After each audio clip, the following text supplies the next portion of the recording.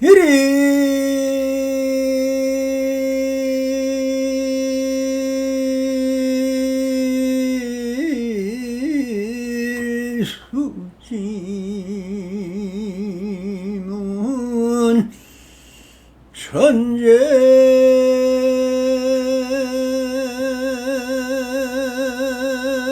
모여 백년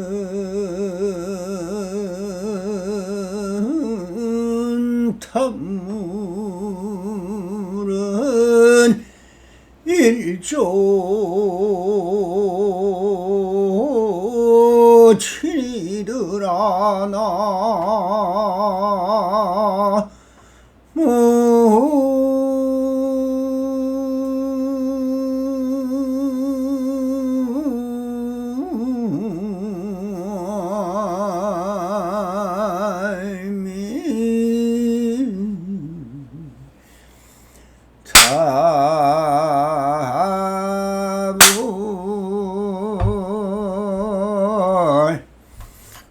반갑습니다. 시방 먹게 편만하신 우리 불보살님들과 오늘도 이렇게 불불상응하옵니다.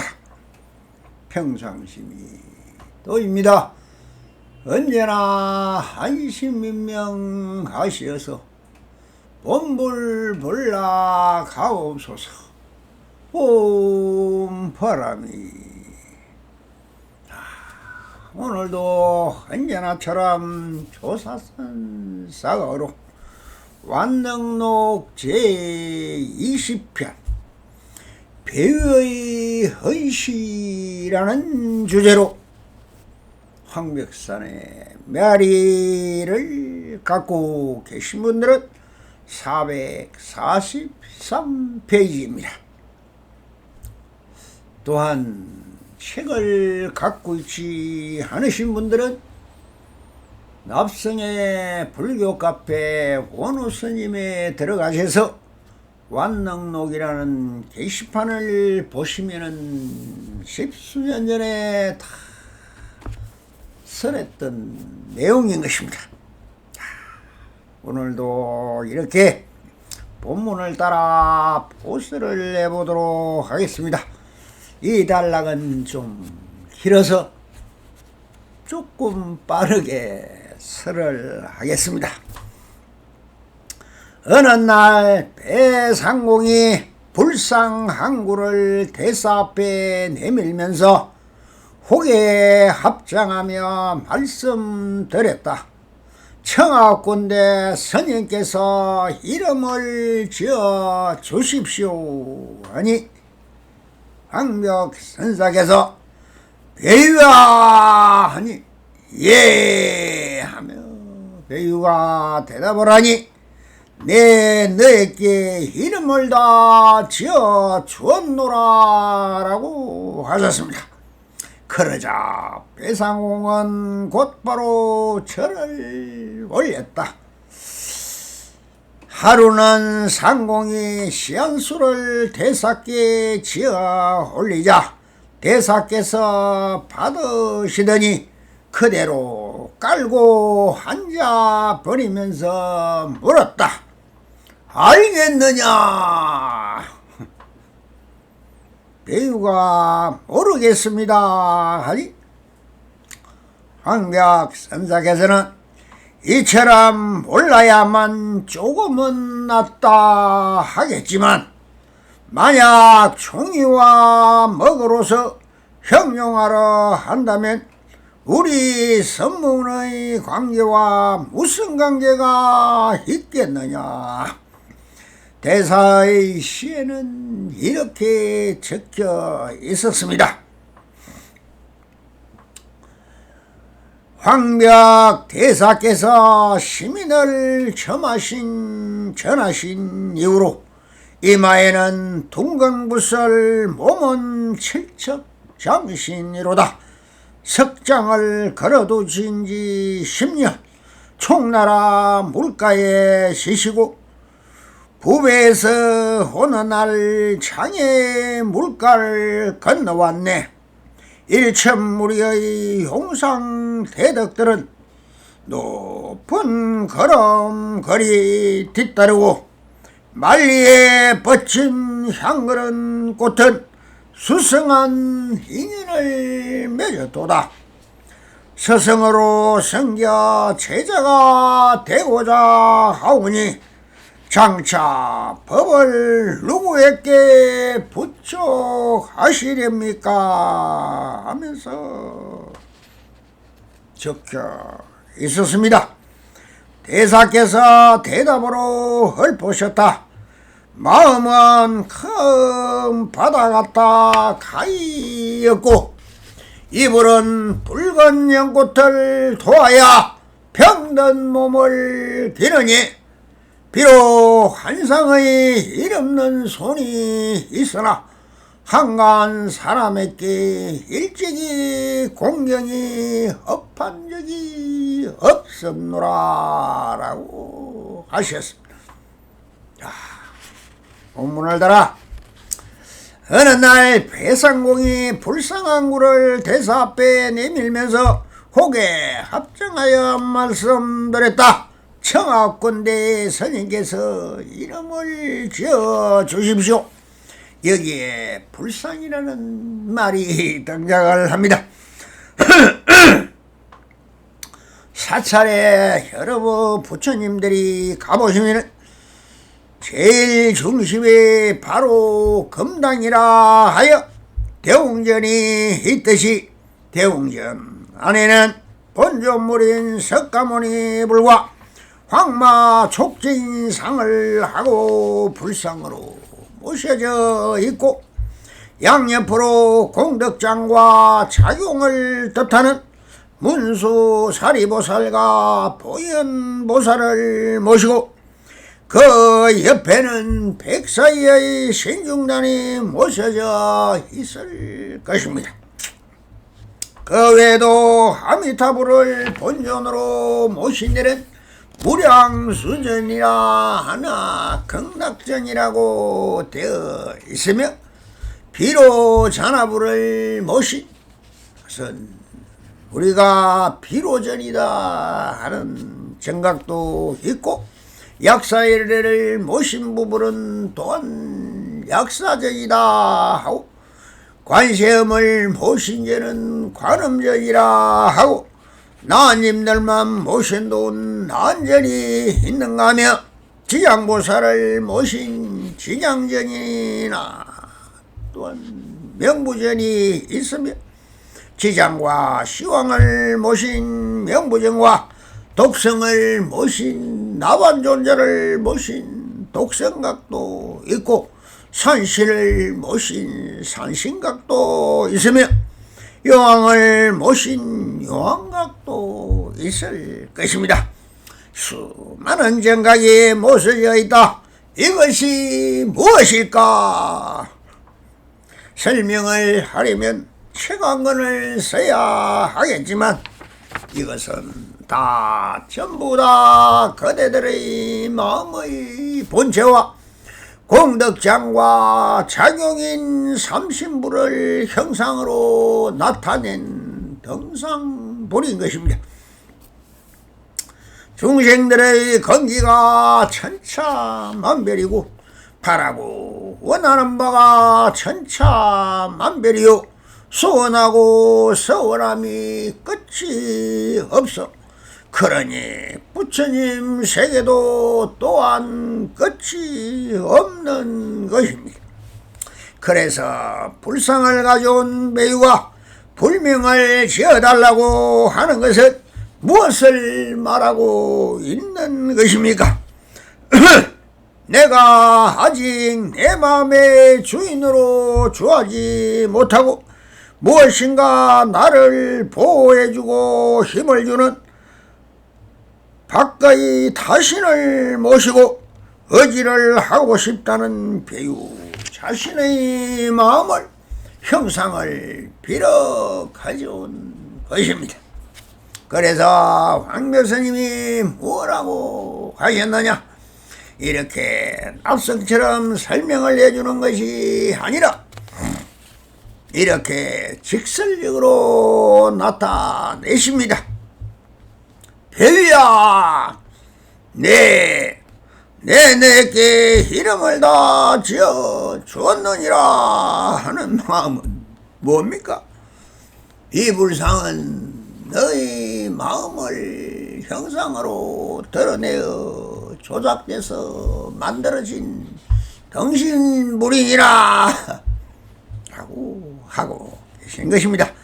마음이 경계이고 경계가 마음이니 배우가 가져왔으니 이것이 바로 배우거리의 마음이라는 말인 것입니다. 굳이 불명을 붙이자면 배유불이라 라고 해야겠지요. 그래서 배유라고 불러놓고 그렇게 배유불이라고 하시면서 이름을 지어 주었노라 하십니다. 그래도 배유가 알아듣고 맞다, 내가 아직 석기가 남아 있었구나, 진리란 형상과 명색을 떠났는데 누급생의 석기가 아직 남아 있음을 알고, 그러자 배상공은 곧바로 절을 올렸다. 감사합니다. 이 미시의 번뇌까지 그대 주시니 감사하고 감사합니다. 알겠는가? 하루는 상공이 시한수를 대사께 지어 올리자 대사께서 받으시더니 그대로 깔고 앉아 버리며 물었다. 시를 한 수 지어 올렸다는 것은 이것이 무엇을 뜻하는가? 배유의 정의요 인연인 것입니다. 존경하고 사랑하는 마음을 적어 올렸을 것이니 사람들은 다 이 정으로 삽니다. 우리 중생 부처님들은 서로 유해주고 사랑하고 고맙다 감사함을 표하면서 서로와 서로의 관계를 유지하고, 이것이 아는 사람이고 사랑하는 사람이고 함께하는 사람이고, 그래서 인간이란 것이 되는 것입니다. 사람과 사람의 서로 상호의 관계에서 상호 상입하고 상접 상입하니, 그런데 이것이 바로 뭡니까? 전부 다 우리는 인연으로 살고 있습니다. 그러니 인연 성불이요. 그러나 또 몸으로 형상으로 드러나시 하신 분이요. 말을 하고 행동하고 그렇게 도닥도닥 오손도손 아기자기하게 살아가고 있으니 그대로 보신 분이 것입니다. 그런데 여기는 어디입니까? 황벽선사께서 밟고 있는 일성법회장의 일입니다. 그러니 일성아님이 인연법을 떠났고 무정이요 무심의 정지를 논하고 드러내야만 하거늘, 특히 어느 도단이며 불임 문자인 것인데 어찌 정과 뜻이 듬뿍 담은 시를 올렸으니 황벽스님이 과연 그렇게 해서야 언제 주인공이 되겠느냐, 무심한 정지로 갈 것이냐 하면서 이런 세간에서 하는 인간적인 행위를 벗어나라는 뜻으로 시를 깔고 앉아 다시 이렇게 묻는다. 알겠느냐? 배우가 모르겠습니다. 아니, 이처럼 몰라야만 조금은 낫다 하겠지만 만약 종이와 먹으로서 형용하려 한다면은 우리 선문과 무슨 관계가 있겠느냐. 불임문자 허러 도다리다. 이것을 묻고 있는 것입니다. 알겠는가? 남성이 뭐라 했습니까? 알겠느냐 할 때 알겠습니다 하면 여우 홀약이라 했습니다. 이심전심이라 말을 하지 않아도 척 보면 알고 눈빛만 스쳐도 아는 것이요. 자, 담남에 불이 보이면 소가 지나가는 줄을 알고 툭딱 하면 뭐가 떨어지면 담부랑에 홀려놓은 호박이 바람에 떨어진 줄 알듯이 이것이 뭡니까? 세상사 다 밥 먹고 차 마시는 일상사 다반사를 그냥 그렇게 스스로 다 압니다.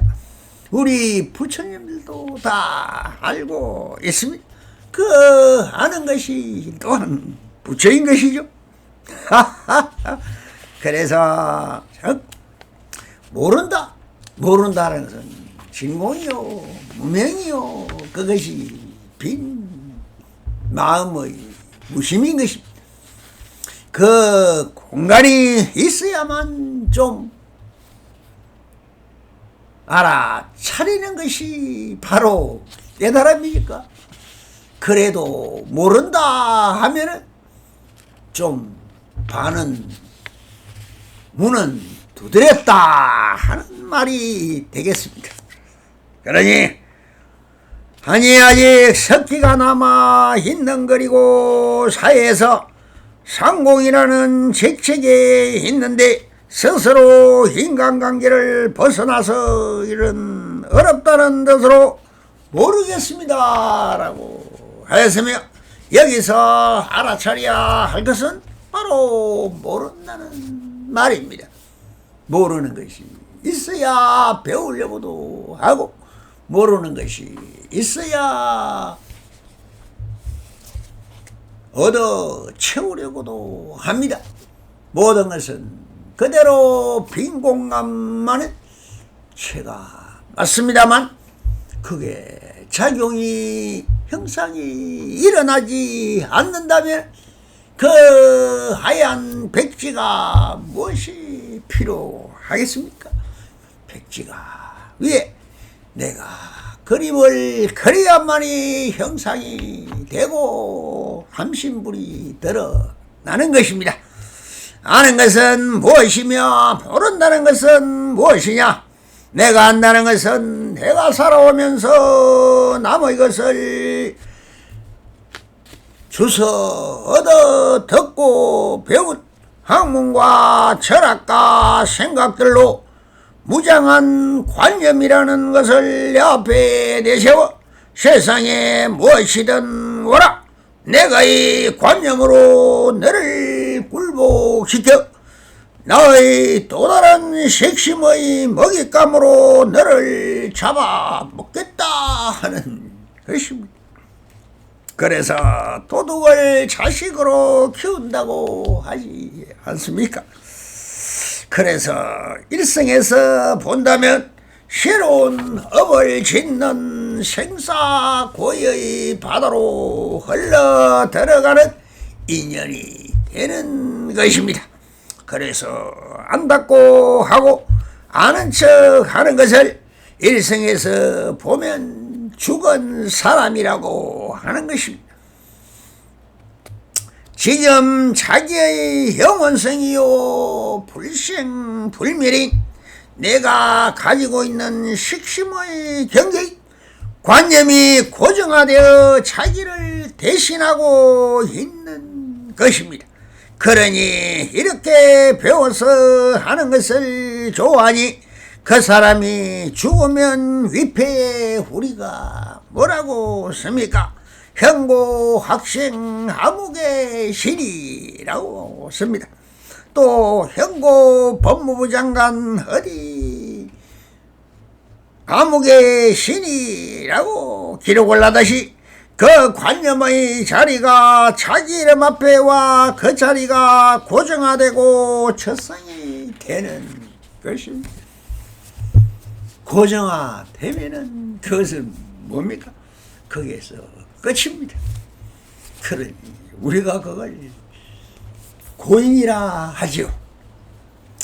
관념이란 고정화된 사고이고 이것이 그 이상의 어떤 것도 수용하지 못하는 방패가 되고 방어막이 되고 성인의 말씀이듯 자기보다 더한 학문이나 지식마스도 받아들일 수 있는 공간이 없는 죽은 사람이 되어 버린다는 것입니다. 마음은 불생불멸이 적정이 마음인 것입니다. 그래서 식자 후원이라도 했고 아는 게 병이라고 하는 것입니다. 그러면 모른다는 것은 무엇일까? 마음의 공간이 남아있다는 것입니다.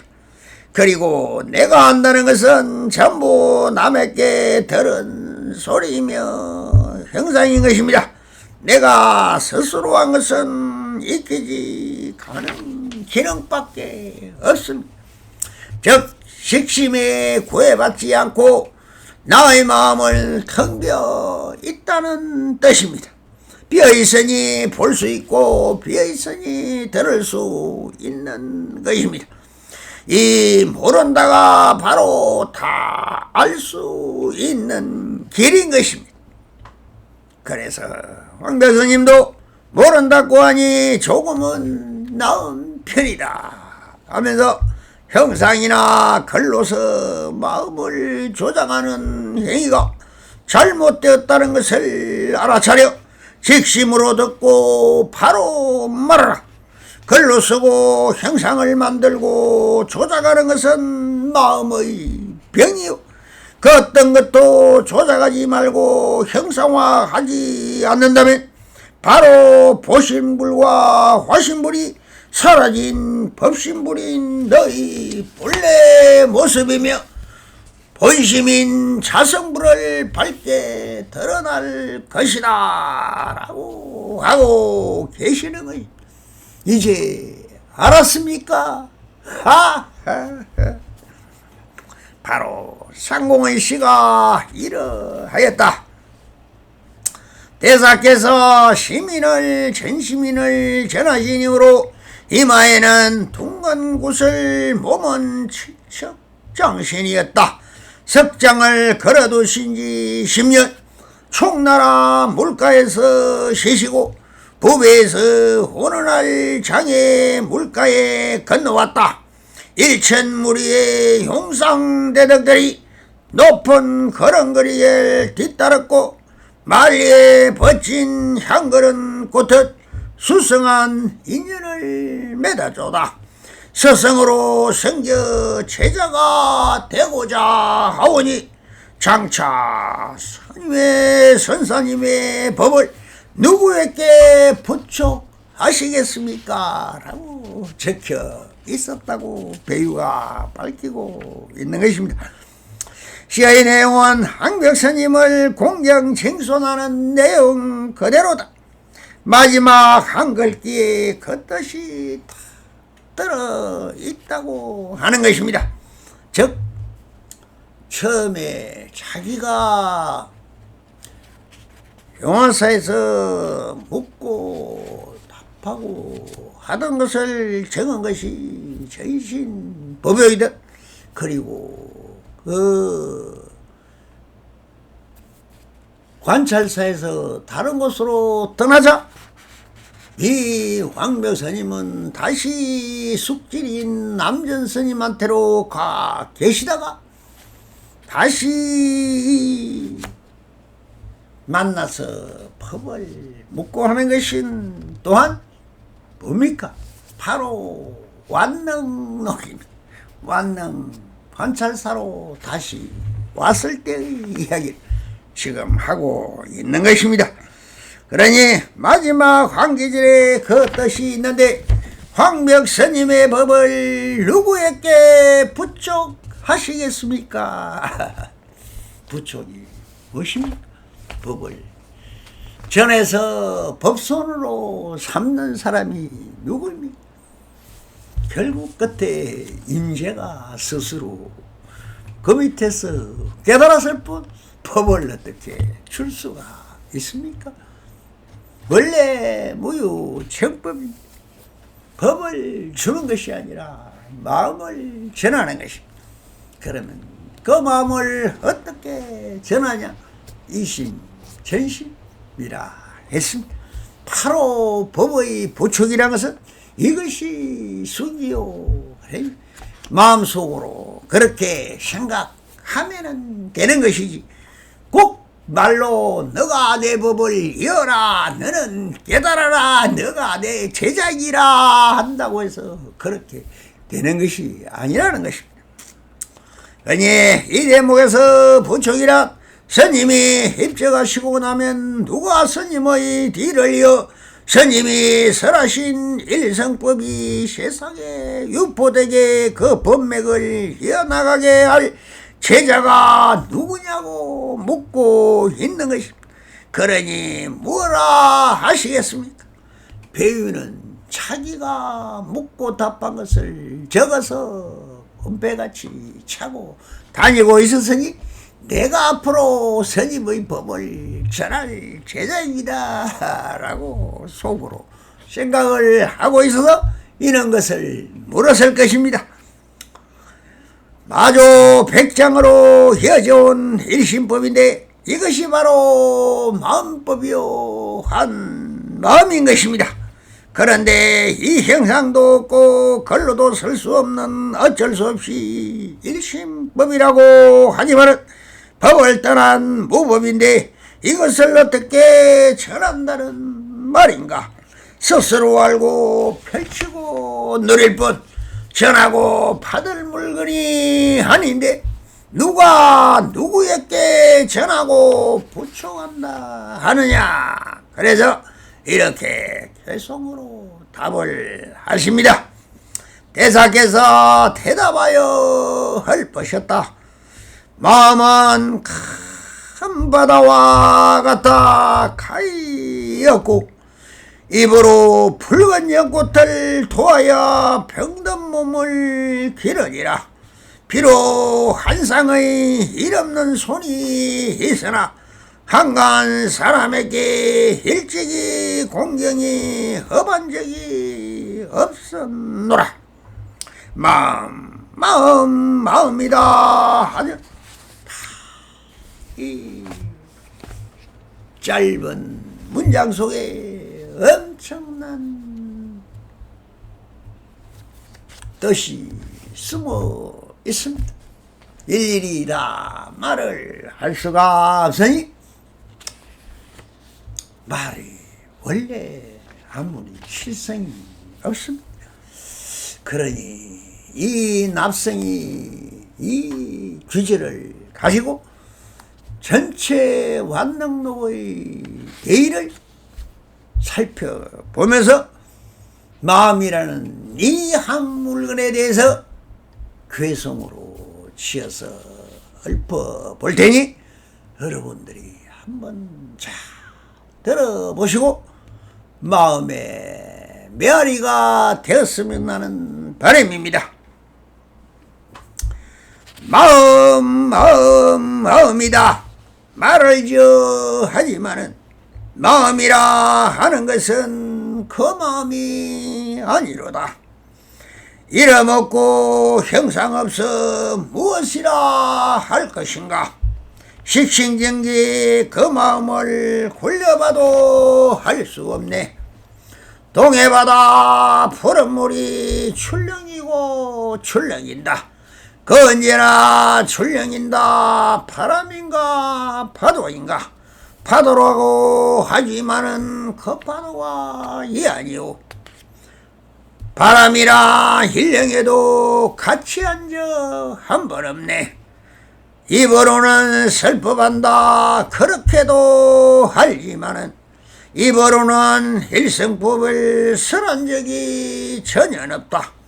일성법은 설을 내도 설한 것이 하나 없고 하루 종일 앉았지만 일성법을 다 설했네. 행주자와 허묵동적 일체시와 일체체가 무정설법 항이라야 어천지가 설법이네. 귀 있는 자 들어보고 눈 있는 자 볼지니라.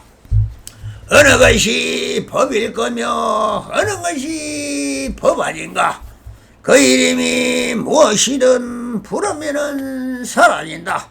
명색만을 한다지만 명색이란 헛것이다. 허공꽃이 만발하니 허명만이 가득하네.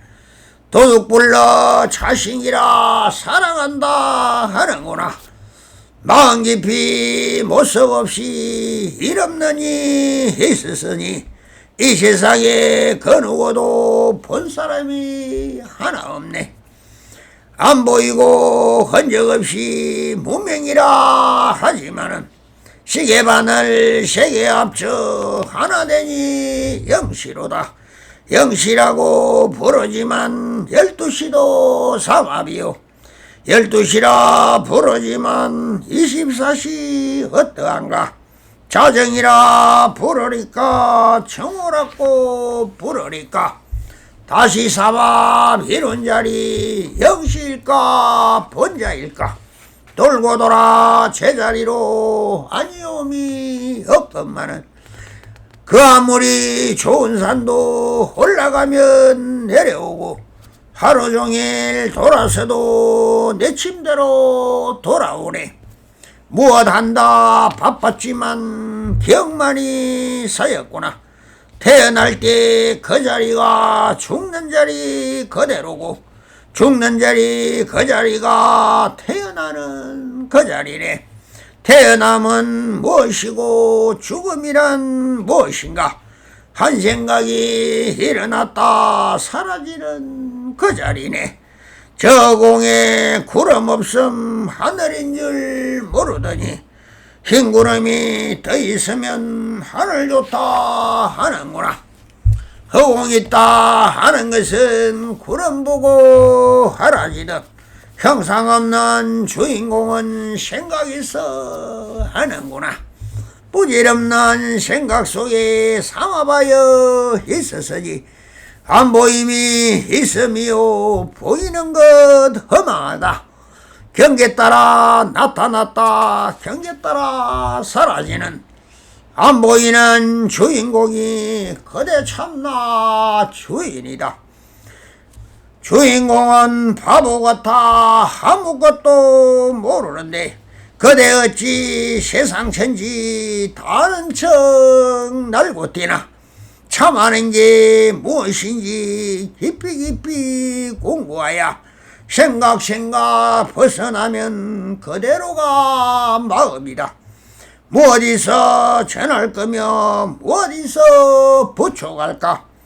허허로운 신법계는 저공과 꽃 같아서 세우면은 병이 되고 안 세우면 그대로다.